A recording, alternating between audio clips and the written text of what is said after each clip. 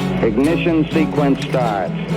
6, 5, 4, 3, 2, 1, 0. Liftoff. We have a liftoff.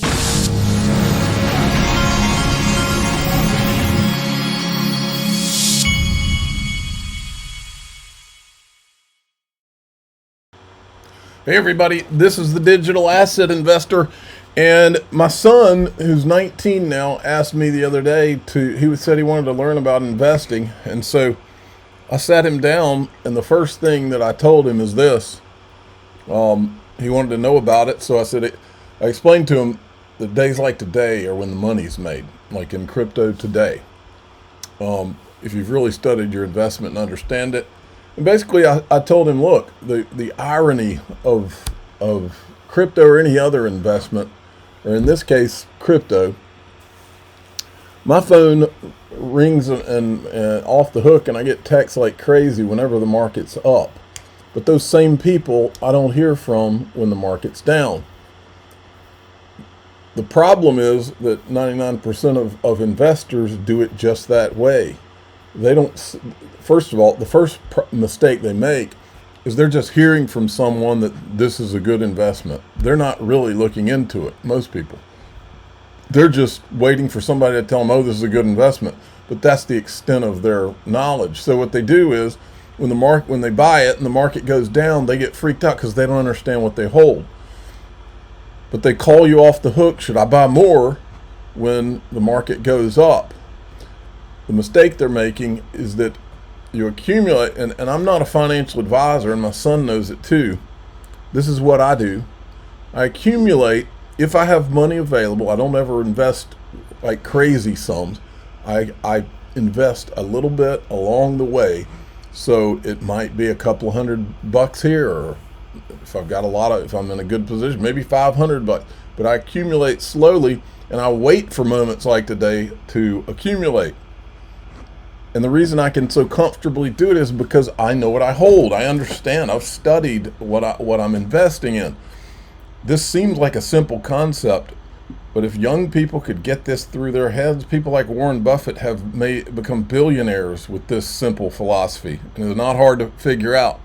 Now, iTrustCapital is one of my sponsors. So if I buy this dip, it's bill paying time for me. But if I do buy this dip, what I'll do is, it's very easy to do. I'll transfer cash into my premium custody account, and I'll buy my XRP in there most likely. Right now, that's my situation. With iTrustCapital, you get institutional custody for free. You've got a 1% trading fee on there, and to create the ultimate safety for you to hold your cryptocurrency there, they use the closed loop system, which only allows cash and crypto to go in, but only allows cash to come out. This solves the problem. Anytime you read about crypto hacks, what are they sending out when they hack the account? Crypto. Because the bank account makes it a lot more complicated for them. You can't just go and change that. So go to iTrustCapital.com/XRPArmy, and if you're opening a new account, you can open an IRA or a premium custody account. If you're opening a new account, you can use the promo code and get a $100 funding bonus. Now, the market did a pullback over the last 24 hours. XRP's at 297. This is where I would like to do some accumulation. So I'm gonna have to look at my situation here. But let's focus on the big picture, because that's what you have to, if you know what you hold. You're going to see hundreds of millions, probably hundreds of billions of dollars, perhaps even trillions of dollars flowing into Bitcoin and other digital assets. I can't believe this Wall Street legend just said this about crypto. Investing expert Rick Edelman has just issued a 60-day warning for all crypto investors. If you know somebody who owns crypto, send them this video. You have 60 days before this market starts to get crazy. 60-day warning, there it is, and that will be my thumbnail for today. I love that. They're right. It's said again here. Trillions of dollars in assets under management, and registered reps all over the country, financial advisors can now put people in Bitcoin. We knew it was going to make it go up. We knew the Trump administration was basically friendly to crypto. This was such an inevitable move. That's why it's gone higher now. That's probably why it's going to continue to go higher, because Bank of America, for example, the biggest bank, has not yet made that decision, and they are bound to. Trillions of... There you go. Now look at this from Easy A, guys. 3 weeks ago today, our co-founders Phil and Dom center stage at New York Stock Exchange. I said great photo, greater price prediction, $1,000 XRP by 2030, which is what they predicted while they were there. Now, Digital Perspectives made an excellent point about this picture.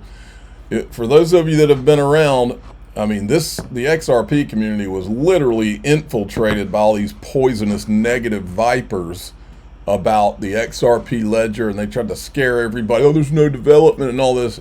Digital Perspectives hits it right here. While everyone else was complaining about a lack of adoption on the XRP ledger because they didn't understand the big picture, these two guys went out and built the app store for the XRP ledger and blockchain. That's all locked the F in. And I retweeted it. I said, poison and negativity spreads like kudzu and never accomplishes a damn thing. Optimism is the way. Great job by these guys.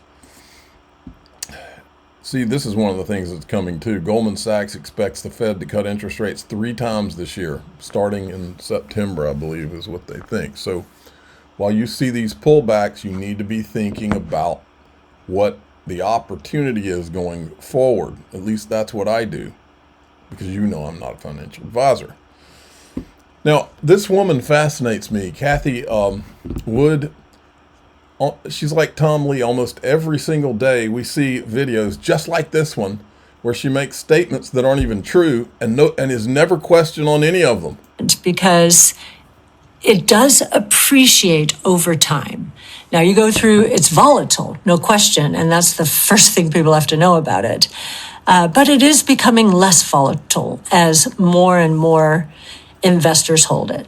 So you think Bitcoin will potentially multiply in value by 15 times in the next 5 years? Mm-hmm. All of that I think is true. I think it probably will. Wow, that'd be pretty crazy. It's a very big idea because it is a new asset class. It does represent a global monetary system, unlike any other digital asset out there. That's a lie. I mean, nobody calls her out for any of this stuff. That's a bold-faced lie. It is backed by the largest computer network in the world. The layer 1, which is the base layer, has not been hacked. Think about that. Since 2009, when it was released, not been hacked. How many systems can say that? And it is the XRP ledger. It's a technology. It is native to the internet. And again, digital assets, or any Bitcoin, Ether, Solana, all of them exist. Whatever you do, don't mention XRP, even though it's in the number 3 spot. Because they're vying to be the native currencies to the internet and to enable smart contracts and really transform the financial services industry. Why did you invest in Coinbase? Okay, you get the point. But this is how you, like I said here, this is how you know that she's a part of the PR, probably government op. Never challenged. It's just keep pumping a certain narrative out there, but no questions. Never any questions. Same thing you've seen in politics for the last decade. And then here's our old buddy, Mark Yusko. And what I love about these Bitcoiners is they love Tether because it's propped up the Bitcoin price all these years. But the mention of other technologies that you can actually build the stable coins on, because you can't do it on Bitcoin. Lucky for Bitcoin, Tether, the people that started Tether, because that too, in my opinion, is an op. People that started Tether they bought Bitcoin with it and propped up the Bitcoin price. But these people, even though they love Tether and they know what it did for Bitcoin, they just can't get their mind around the idea that these other platforms You can actually create stable coins and do real world asset tokenization, but they just can't figure out how that might help the prices of the digital assets that are native to those platforms. They just can't figure it out. Digits, 1,000 companies in the 8+ years we've been doing this, and I've never met one pitching on Cardano, yet Cardano's up 40% because, Charles Hoskinson and Brad Garlinghouse, and Brad's from XRP, and XRP's up 47%. So why did they go up so much? Well, the word crypto is used in the Genius Act as opposed to Bitcoin, so it's broader. And there are those that believe that they'd make the U.S.-based stablecoin, or not stablecoins, U.S.-based coins tax-free. So is that hype? Is that real? I don't know. Chainlink up 38%. So there are a lot of coins and a lot of projects that suddenly people are like, yeah, this is real. I mean, if we're going to have stable coins running on ETH, and we're going to have stable coins running on Solana, we're going to have stable coins running on Sui, well, what if I want to swap across chain? Well, then I need this concept of bridges like Chainlink. So that is going to be really interesting. Okay, we're going to have some awkwardness today. I told Stuart Alderati to be sure. We all remember Caitlin Long. She disappeared from doing interviews ever since we played her podcast where she was bashing Ripple. But today she's going to be at the SALT conference, and she's going to be there with Stuart Alderati. So I told him to say hello to Caitlin Long. There's a lot of heavy hitters that are going to be at the SALT conference today. If you look through, you got Stuart Alderati. There's Paul Atkins, the chairman of the SEC. Let's see if you've got any other interesting figures. There's a lot of them, folks. If you look at some of the names, there's Robinson Berkey, partner of Ripple Wormhole Foundation. As you go down, you'll see a lot of, there's Perkins Coie, by the way. Danielle Dixon from Stellar's going to be there. Carlos Domingo from Securitize. As we go down, you should see there's going to be a lot of awkwardness too, because a lot of these people are Ripple bashers. I don't know if you remember Dax Hansen. He was Perkins Coie. He was the partner of Lowell Ness from ETHgate fame. These guys are showing back up. There's Charles Hoskinson. He's going to be there. Let's see here. I know there's some other good ones. They're coming. Don't worry. There's Caitlin Long, Cynthia Loomis, who I wonder if she still won't meet with Brad Garlinghouse. Also from Wyoming, like Caitlin Long. There's Jack Mallers, who declared war on Ripple, and then he stopped talking about it. That'll be awkward. There's the guy from Chainlink. Let's see who else we have. There's more. Pretty sure.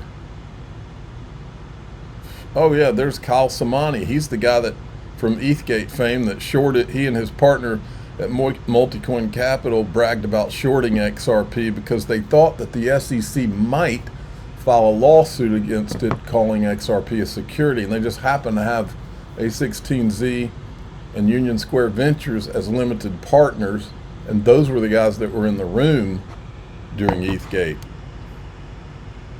So I'm sure he didn't find out about the lawsuit that was going to happen from those meetings. Surely not. Tim Scott's going to be there. Kristen Smith. She's now the Solana Policy Institute. She used to be Blockchain Association. There's Eleanor Terrett. She's going to be there. Eric Trump is going to be there. Chris Waller from the Federal Reserve is going to be there. There's a Department of U.S. Treasury guy that's going to be there. There's another Multicoin Capital guy. And then there's a JP Morgan. They got people there too. It's going to be interesting. Okay, we're going to go into DAIXRP.com. We got a lot more to cover. You can go there, or you can join through YouTube by clicking the join button below any of these videos, or you can go to X and you can subscribe through X. I'm the digital asset investor. I'm not an investment advisor. This is for entertainment purposes only. Please subscribe, hit the like button, tell your friends and family. Away we go.